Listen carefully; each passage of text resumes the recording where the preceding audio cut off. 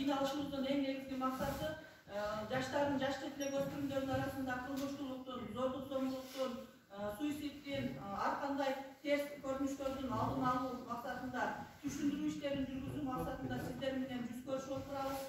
Дагы бир жолу саламатсыздарбы? Жаңы жылда биринчи жолу көрүп атабыз. Жаңы жылыбыздар менен ушул кирип келген жаңы 2021 жыл бардык элибиз үчүн, Кыргызстан үчүн жакшы жылдардан болсун, токчулуктун, молчулуктун жылы болсун. Былтыркы жылда өзүңүздөр көрдүңүздөр, ушу пандемия бардыгыбызды шаштырып койду. Эң негизгиси ден соолук экендигин дагы бир жолу биз түшүндүк. Ошол мезгил көрсөттү. Биздин ошол медицина тармагындагы жетишпестиктерибизди, ошондой эле элдерибиздин даяр эместигини дагы бир жолу бизге көрсөтүп, бизге жол ачып койду. Кудай буйрса биз ошолордун баардыгын жолго коюп, андан кийин ден соолук үчүн күрөшүүдө дагы бир топ шарттарды түзүп алдык. Жакшы ошол материалдык техникалык базаларды чыңдап алдык. Ошон үчүн биринчи байлык ден соолук дейт. Ден соолукта болуңуздар, эч качан оорубаңыздар. Ошол максат менен, ниет менен баккан кыздарыңыздардын урматын көрүңүздөр. Ошол азыркы маселеге токтолуп өтсөм, өзүңүзгө белгилүү болгондой, 2021 жылдын 12 январында ушул Калинин айыл өкмөтүнө караштуу Юсупов атындагы орто мектебинин окуучулары, бир эле мектептин окуучулары 2 ай бөлүнүп алып урушуп аткандыгы бизди өтө өкүндүрүп атат. Буга чейин айыл өкмөтүнүн кабары бар, биздин иген кызматкерлерибиздин баардыгы билет. Мынау Аксамат айылындагы балдарыбыз дагы 2 тарап болуп, 2 айылдын балдары мушташып, бир топ көйгөйлөрдү жаратып келдилер. Жаңы жылдын алдында ошол Кудай сактасын, эми өзүңүздөр жакшы билесиздер, бир адам менен бир адам урушса мунун орду башка экен. Ал эми бул групповой массалык түрдө эми ал жерде бирөө урду урбады, ошол жерде ким катышса дагы бир групповой драка эткен дагы бир эмеси чоң мындай коркунучтуу угулат экен дагы, коркунучтуу билет экен да. Өзүңүздөргө белгилүү болгондой мына бизде Марказ айыл өкмөтүндө ушул акыры барып балдардын мушташын жыйынтыгы менен бир балабыз өлдү. Ошондуктан биз бардыгыбыз бала деп жашагандан кийин биздин максатыбыз балдарыбыздын келечеги кең болуш керек, билимдүү болуш керек, тарбиялуу болуш керек. Мына бардык мектептерде биз район боюнча, область боюнча, республика боюнча таркап аткан энелер мектебине, мектеп мугалимдери менен биргеликте мына урматтуу энелер иштеп атасыздар. Биз Мамат Юсупов атындагы орто мектебинин райондун аймагында 83 жалпы билим берүүчү мектептер болсо, ошонун ичиндеги эң алдыңкы 10 орунда отурган мектептердин санында, сабында деп билип иштеп жүргөнбүз, иштешип. Эми келип ушул Юсупов мектебинен эми чын бизде центрде борборубузда мындай жаңжалдар тез болуп, ар жактан келген балдар болгондуктан ушундай групповой мушташуулар көп учураган эле.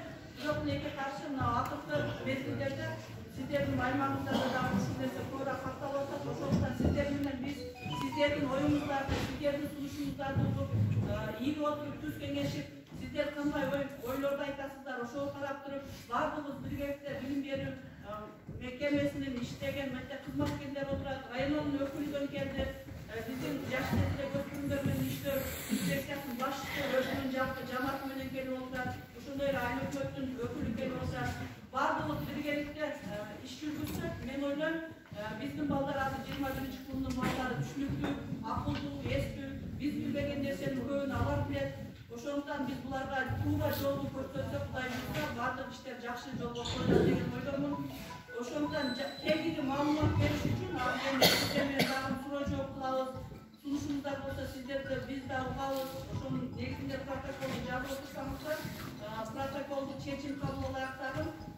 Азыркы мезгилде ошол ата эненин жоопкерчилиги боюнча мыйзамда көп нерсе чийки болгондуктан биз мына мамлекеттик кызматтар кээде чара көргөнгө дагы мүмкүнчүлүк болбой жатат. Эми мүмкүн мына өзүңүздөр көрүп атасыздар саясатты, жаңы мыйзам чыкса, жаңы ушундай кодекстер иштелип чыкса, мүмкүн жакшы дагы мыйзамдар кирет. Бардыгыбыз ушу балдар биздин келечегибиз. Балдарга канчалык инвестицияны тартсак, ошончолук биздин келечегибиз. Биз дагы карыганда озурду ошолордон көрөбүз. Азыр бардыгыбыз же байлык, бийлик деп калдыкпы, же балдарыбызды чындап карабай калдыкпы, же акыркы вакыттагы мына телефон деген дагы ушу балдарыбыздын тарбиясына терс таасирин тийгизип атабы, иши кыса айта берсек толгон токой ушундай көйгөйлөр болуп атат.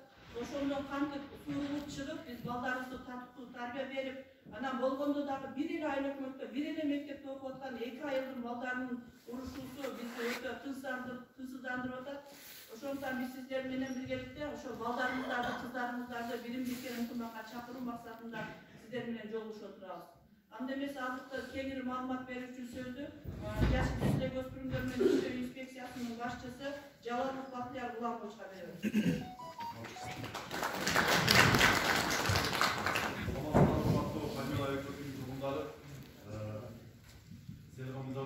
Kechagi insident bo'yicha mayonezchi cho'g'liq rayonda cho'g'ishib turib, men mamlakat qo'shimchalarini bo'yicha bo'lib, ana shu yerda bor katta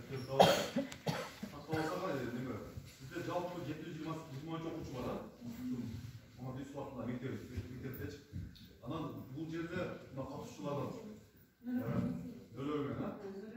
Chekentdagi turg'unlari, ana Jo'shroy turg'unlari shu qaysi?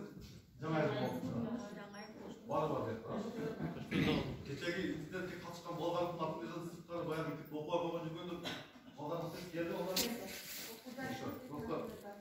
bu bo'yicha men sizlarga aytganmiz ertaroq bunday kusuv so'rovdan shuni shamanga tuzak bo'lishuncha to'g'riroq bunday qatnashishni aytganimda endi yaxshi kelib turib biroq kelganda aytib borasizlar ummattu ayrimlar koygun masale boyunca, bu masal bırak boyunca da geçeki insident boyunca biz alıp kalırsak 2 ayın ortasından çıkan bayağı yaş bollarının ortasına çıkmadı.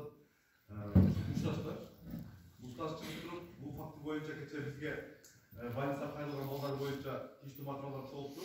Kılmışların cevaplarını birlikte reyitin registrasyon bollar var. Şimdi orada tuşlu katları almışıp tergü almalar diyor başlarına. Bunlar çok reyitinleri bir materialın çoğuldu verdi, tergü almalar başladı. En başlık boyunca 266 sefer boyunca bölümde tergü başlamıştı. Uşul boyunca ben sizlerge aytkan buğa çeyin mına bultukta 2020 yılda da bir uşul fakta kalanda biz büyük kampaklarımız var hatta bizge registrasyon olup tergü almalar жүрүп tergü almalardan çıkarıp жүрүp kayda kelip şunday ошончо чара көргөндөн баштаптарым шундай баягы окуя кайталанат да бул деген маселе бир күн болсо бир күн бирөөнүн баласы Acaba kaza olsun gerekli деген жерде. Bir beçeren boğaz kaza olup, hemen kenar arkasından bir hafta boğaz kamalıkta. Ayağım уже yaman oldu. Hatta alarım ordu beklet oluş gerek de var. Alar düzülmüş oluş gerek var. Alar tutun uğulun diye atız olsa, уже alar bu kadar altı çalıp dedim öyle. Emi, bu şeyde o çıkarsın neler var mı? Muhalde. Aldı klas var. Bizde klas ha? Muhalde. Ne kadarı? Saatine çok yapıyoruz. Ya açık bir şey şimdi artık. Anam deniz kulak da gibi. Sevim ne yaptım? Sevim hocam. Ya 11. klas. 11. klastın. Sizler size soru verin mi? Daha doğru. 11. klasında olmuşları çiftlikten coşup çoğu okşam. Ya annem de böyle konuştu. Böyle klaslar. Böyle klaslar çok. Bir de klasa. O kimin olsa klasta benim aytkan sebebi kemizlerge barmamızda 2 aylık bollarında 1 olmuş klasta 2 klasında 2'ye bölüp ötkindiler. Suda derdi olmuşta derdi bölüp ötkinden o şunayla bayağı 2 tarafı oluşaktırlar. Ana keçe bunu analizlik bizde burada ata olan falan da tüyüktür kemizlerge satmıyorlar. Çoğu ekşileri dursanız biz de almışız çıkamız dedi. Demi burada sana ötket demiştik. Azı kırtaslar büyük teknik örnek gör, büyük bağlantıları var. Vardır bağlantılarda smartphone var da. Vardır bağlantı var. Yani bunu neye ait tabi? Sizlerde silah için 1000 son telefon kurmayızdır. Bağlantılarda da 10.000 son telefon kurmayızdır. Büyük internette bağlantı var. Büyük silah bile için. Daha sonra bu yapıcı mesela falan kölcü gömmeler var. Biz nizafını alıp geçersek parmağımız gibi var şimdi. Kuygan hastalığı var. Virtual migrana karşı. Bu degen bağlantının psikolojik tahsil değil de sebebi okuğan lazım dedi. Ошон үчүн телефонду постоянно контролдош керек. Бала каякта жүрөсүң деп туруп сураш керек кече сурагандачы. Мен силерге мындай деме коюп айтайын. Кээ бир жерге барсам телефондон. Мына биздин инспекторлор түнү жүрүп дагы кармаса атына билбейчи. Каякта жүргөнү билбейт. Ошол учурда жаш баланы кээ бир жерде мал келбесе ошол.